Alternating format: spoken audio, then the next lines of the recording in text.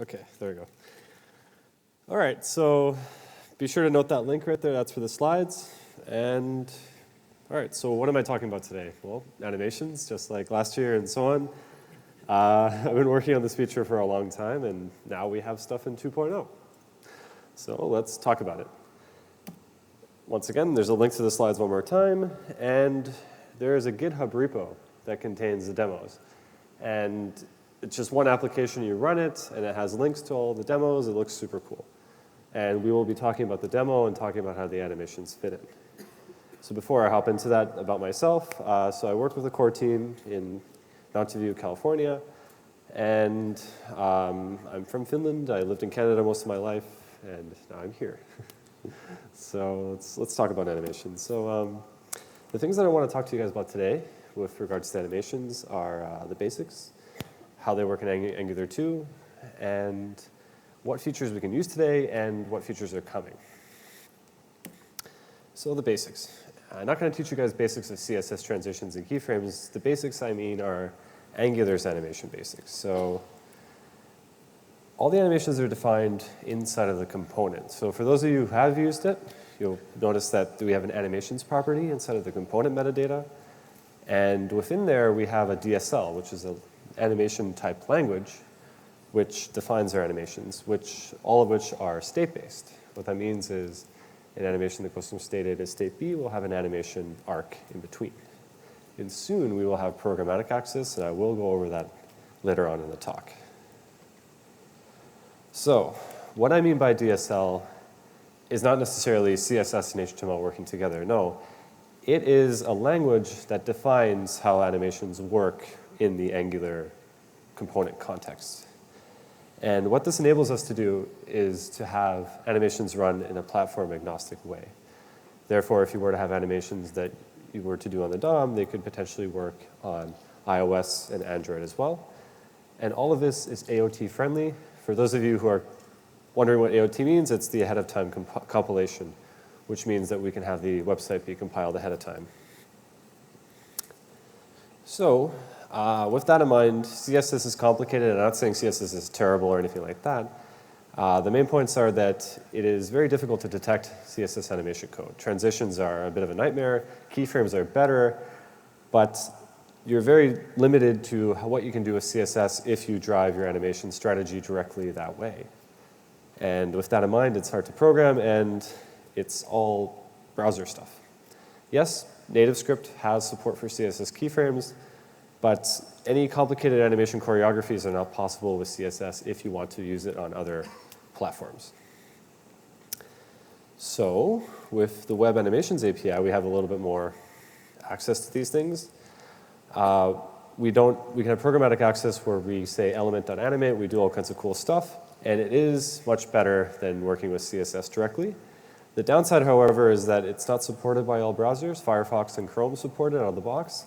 Safari does have it in their technical preview, and Edge has it on their website as under consideration, so I'm hoping that within the next year we'll have it on all browsers. There is a Web Animations polyfill that is maintained by Google that you can use to have support for web animations. And Angular 2 uses web animations under the hood. So this is what web animations look like. For those of whom aren't familiar with it, we're basically setting keyframes starting and endpoints specified over a duration. If you notice that web animations are very strict, there's no way to tell it that, hey, load in a style sheet, let me have access to this class, or add this class, and make sure the animations respect that. And if you wanted to animate something on top of it, it gets even more complicated because you have to pause or destroy the old player and load in the new animation. And finally, it's at one element at a time. So while web animations are the future, they're not the future for complicated animation choreography. Instead, what they're defined for is a sort of plumbing architecture for complicated animation libraries such as Angular, GreenSock, and so on. So with that in mind, the animation system that Angular has makes use of web animations under the hood. And it brings forth very flexible features and very portable features that can be housed inside of the component. So we go from something like this with web animations to something like this in Angular 2. So we've defined an animation trigger called myAnimation, and when it goes from the star state, which means any state, to any other state, animate it from being invisible to being visible over 1 second. So you might be wondering, well, this is actually quite a bit of code. You know, I like to go back to CSS, and you can definitely use CSS. But like I said, the DSL enables us to have all these cool features that can be figured out ahead of time so that animations can be as flexible and as adaptable as possible. So when these animations are invoked, it's not like they just sit on the component or are activated programmatically by the component. No, you add an animation binding inside of your template code. And you can also set it in the host bindings, and soon you can actually inject it into your component. So this is what it looks like for a component that's defined like this, where we have an open flag, and we have a toggle. There's no animation code in here at all. But when we look at the template, you can see that we have an @ symbol for a property. And the @ symbol identifies that this is an animation-specific property. The trigger called slide open will activate when open changes from open to close or close to open. And notice how we're using the brackets for the slide open, which identifies it's a property. This was a change when 2.0 final was released. That animation we'll call slide open, which has 2 states, an opened and a closed state. The open state identifies a height of star, which means that the height could be dynamic depending on the content. So we'll figure out that value at runtime, and then a height of 0 when it's collapsed. When the transition kicks off between open and closed, we will run it for half a second, and it will have an easing applied to it. So if we look at our demo, and this is a part of the GitHub repo that contains the demos, you can see here I just have a box that says content. When I click on the box, the slider opens, and I click on it again and closes. So this animation code is similar to what I had before in the slides, where open and close are called, and the height is calculated automatically. If I reduce the size here, you can see that the height adapts automatically as well. So for those of you who have been playing with CSS for a while, dynamic heights are still to this day very complicated. And this is one of the first steps that we're trying to take to make layouts a lot more easy to work with Angular 2. Okay, so continuing then. You might notice that we're setting an animation property, but what about an event? How can I tap into the fact that an animation has started or it has finished? How do I know that that stuff is still going on or how long it runs for and so on? Well, with Angular 2, you can set the parentheses syntax and tap into the trigger when it starts and it finishes. So by having .start, we can call the onStart method, and we can have an undone method, and we get an event object that contains the toStyle, the fromStyle, and the total time that the animation runs for. And as the animation DSL gets more and more feature-rich, we'll be adding more properties into the callbacks as well. So this is what it looks like. On start, call that method. On done, call that method. And we are setting the trigger property. So it's all contained within the template code. And that brings us to our next demo. So I'm going to go to the next demo I have here. And in here, I have a gallery of images. I click on one image, shows a nice mountain scene. I click on another image, shows fall, and San Francisco, where I live, and back to some mountains. This interaction of images getting downloaded and put into the page requires some extra code to avoid flickers and so on. But the thing you might notice is that there's a loading indicator that fades in and fades out smoothly. And by doing so, it's tapping into the animation events to know when the loading indicator has finished and when it has allowed for the next animation to continue. So if I look at my demo, I'm loading something called an image preview right here. And the image preview gets an array of images. And this is all in the GitHub repo, so feel free to explore it. That code here is loading in the loading animation and waiting for it to finish, and then it will prepare the next image to load. So it's all figured out nicely within the template code. Okay, so continuing. How does this stuff work? How do we detect animations? How do we prepare the stage to make animations performant? And how do we make it work with platforms and renderers? Well, the pipeline consists of 3 steps. It consists of a preparatory stage where we do the parsing and the compiling, and then we actually run the animation code, and then we do cleanup to remove any artifacts that are not needed anymore. So this consists of parsing, which involves having a CSS parser and having an animation parser, which go through the source code to build something called an AST, which is a representation of the animation, which can then be brought to the compilation stage, which will turn it into efficient JavaScript code that can be run very fast when the animation is kicked off.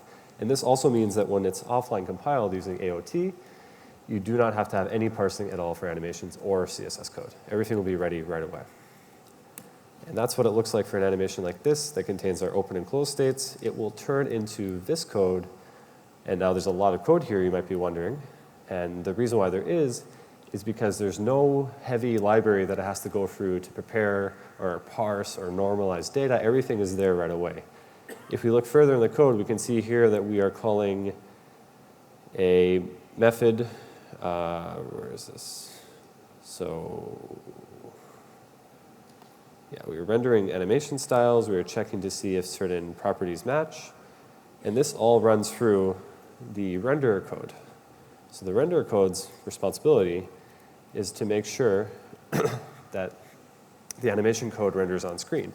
And this separation of having the renderer and the application code allows for having other custom platforms to work in conjunction with web workers as well. So you do your animations this way, you will get web worker support for free. And that brings us to our third demo where, okay, I don't want to use the DSL, that's fine. I want to make animations work with web animations my own way. If we look in the demo code, you can see here we have an Angular logo that I'm clicking on, and it is jumping around the page. This code is far more complicated when we don't use the DSL because this code needs to tap into the click event, and then based on the click event, it needs to figure out where you've clicked, build a animation player using the Web Animations API, cancel the old player, and once the animation's done, apply the styles into the page. All of this code is handled by Angular for you. And as the animation DSL that we have gets more and more advanced, more of this responsibility will be taken care of with Angular, and you don't have to worry about it. So as much as a programmatic API is very nice, having a static DSL brings in a lot more features and a lot more babysitting and caretaking by Angular that you don't have to worry about. Okay, so what features are available? Well, we've seen style, and you've added inline style for opacity or height or anything. Very, very soon you'll be able to have a CSS class. So you can define that class within a style sheet which is bound to the component, and you can use that style directly in there. So you don't need to have all your styles inside the component, and that allows for a reuse and a nice balance of inline styles and classes. We've seen that we can have style, but we can also have keyframes, and keyframes will separate a bunch of animation steps over a percentage, just like CSS keyframes. We can have the auto style, so that star symbol we had for the height, we can apply to any CSS property, and it will do the calculation for you at the exact right time when it needs to. We can have different timing values. We can say a duration lasts for a second or milliseconds, or we can pass in a delay, or we can pass in an easing value as well. Now, the sequence is what we've been seeing so far. It's just one animation after the other. And when you have an array for, say, transition, it will default to a sequence. But you can also use a group, which will animate animations in parallel.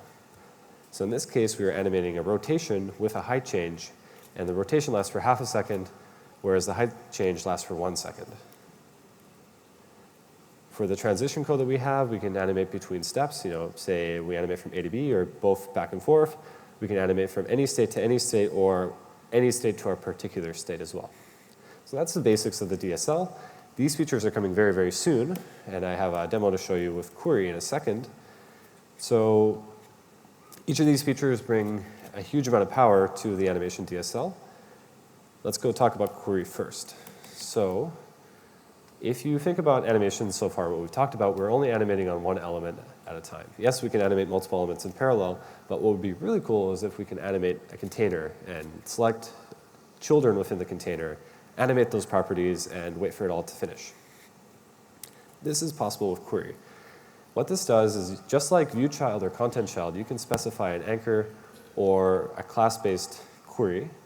And when we release this, you also have support for CSS selectors. You can select an element within the template and apply it to a sequence or a group, and that will animate things in parallel, or one after the other. So if I look at my fourth demo, here I have a button that will show a modal when clicked. So boom, the modal pops up. Now, how did that work? Well, it brought up a modal component, and within that modal component, it loaded in the header, the body, and the content, as well as the container, all in parallel using query. So once again, it looks like that. If we look at the code that's here, you can see that we have a big animation that consists of inline styles, and once we have the CSS parser, it'll be far smaller. But here we're selecting the header, the body, the footer. All of this is happening in a group in parallel, and we have durations and delays to offset when each container animates at the right time. The demos that I have here are on a branch of Angular that I'm working on to get query in hopefully in the next couple of weeks. Okay, so router support. This is the next big thing, because once we have query support, we can selectively choose the element that has been entered into the page and the element that has been removed. So in other words, the view that's coming in and the view that's leaving. So if you think about having an animation definition on the router outlet, we can then have a trigger, say in this case change view, that will choose the item that's being entered and choose the item that's being left. And using either the array syntax or group, we can choose which one animates at what time, or if they animate in parallel. And the nice thing about this is that you can facilitate the control of the URLs directly with the transition syntax. So say, for example, you're on the profile page and you go back to the home page, and you want to have a very cool animation that happens, you can do that. Or you can just specify a specific profile as well, and you can have a star symbol for expanding a full URL as well. Okay, so back when I was talking about the CSS parser stuff, the problem was that, hey, like I have all these cool styles, but I don't have any reusability. I have to define everything in the component, and they get huge, and the code's hard to maintain. Well, the CSS parser is the next feature that is coming after query and after the router. And what this allows you to do is to define simple classes and keyframes within a component style sheet. So here we have a component that loads an external.css file. And in here, it has CSS classes and a keyframe. And all of that data is made available via the CSS parser. And we can use it directly in our animation. So here we're accessing the visible animation, or we're accessing the rotate keyframe. So for our library like animate CSS, which contains a far amount of keyframes, we can just load that CSS file and have access to this. Okay, so just as CSS makes animations more portable, how can we make animations more portable overall in our application? How can we make it so we can just have a module of animations and then lazy load that right at the right time? Well, once all the other stuff is in place, we can have reusable animations where instead of it being bound to a transition or a trigger, it's just an animation that you call. It's basically an animation function. And that can be then put into a module and then used directly within a component. So here we're saying when the transition fires, run the explode animation. And the really cool thing about this is that because this is not tied to a transition or a trigger, we will be able to inject it directly into the component and trigger it programmatically. So in the start animation method, we'll get back a player, and then we can pause and restart and reverse and slow down or speed up the animation that's being operated on. So then the other feature after that is getting programmatic evaluation, because we can't really do much with JavaScript with the DSL code because it's mostly working off static styling. So what if I wanted to execute data that's been generated dynamically? Well, using the EXPR, expression method, you can just import that, and then you can execute any expression that will be put into the context of the styles. So what this means is that if I had something that was bound to the click coordinates of a page, say a ripple You click on a specific part of the page, and it loads in the XY details based off the event, and it puts those into the styles, which it then passes into the ripple animation. What that would look like then is just as simple as adding an object function to the window object. And this is just a JS file that's loaded outside of Angular. And when event XY is called, it's executed on the context of the window, and we get the data back. The cool thing about this is that we'll have a few properties that we can use on here, namely the style sheet that's been parsed, or the styles that have been accumulated, or the event that triggered the animation, or any custom data that you have passed into the animation from the components. So that also means that we can take CSS classes or keyframes with inline data and mix it with expressions. So you have this beautiful balance of having static data and, and having dynamic data that's loaded through expressions, all within the context of the DSL. Everything that will be fast because it's running with web animations, and you'll get all the nice benefits of having parsing and compiling as well. So with that, I close with all the new features. These wonderful guys have helped me a lot with this presentation. A super special thanks to Thomas. He helped me so much with this presentation. And he's put together an animation article on FlotRam, which goes over the basics of animations that I've talked about here as well. Here are my contact details, and I will tweet out the slide link. And those are the GitHub demos that I mentioned earlier. Thank you, everybody.